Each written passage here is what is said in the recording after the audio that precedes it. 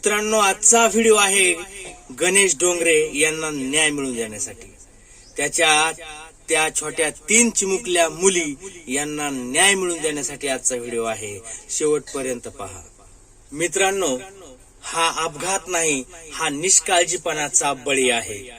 लातूर जिल्ह्यातील त्या साखर कारखान्याजवळ मापाच्या प्रतीक्षेत उभा असलेला एक गरीब बाप म्हणजेच गणेश डोंगरे आज या जगात नाही. तो कुठे फिरायला थांबला नव्हता. तो आपल्या 3 लेकरासाठी भाकर कमवायला थांबला होता, भाकर कमवायला. पण त्या ठिकाणी रस्ता नाही, कुठली व्यवस्था नाही, माप वेळेवर होत नाही. मग प्रश्न असा आहे, ही चूक गणेशची होती की साखर कारखान्याची? तुम्हीच सांगा मित्रांनो. आज त्या घरात 3 लेकर आहेत, एक पत्नी, म्हातारे आई वडील आहेत आणि ते सुद्धा भोळे आहेत. सगळे निराधार झाले.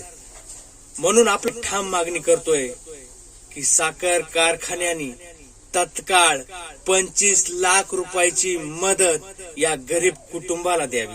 भावांनो, आज हा आवाज गणेशसाठी आहे, उद्या तुमच्यासाठीही लागू शकतो. आमची ही मागणी तुम्हाला योग्य वाटते का? कमेंट मध्ये नक्की सांगा. आणि हा आवाज असा जोरदार अख्ख्या महाराष्ट्रामध्ये पोहोचवा आणि या गरीब शेतकरी मजूर असणाऱ्या आपल्या या भावासाठी 25 लाख रुपयाची मागणी आपण सर्वजण त्या कारखान्याकडे करूया. तुम्हाला ही आमची मागणी योग्य वाटते का? कमेंट मध्ये नक्की सांगा. जय महाराष्ट्र.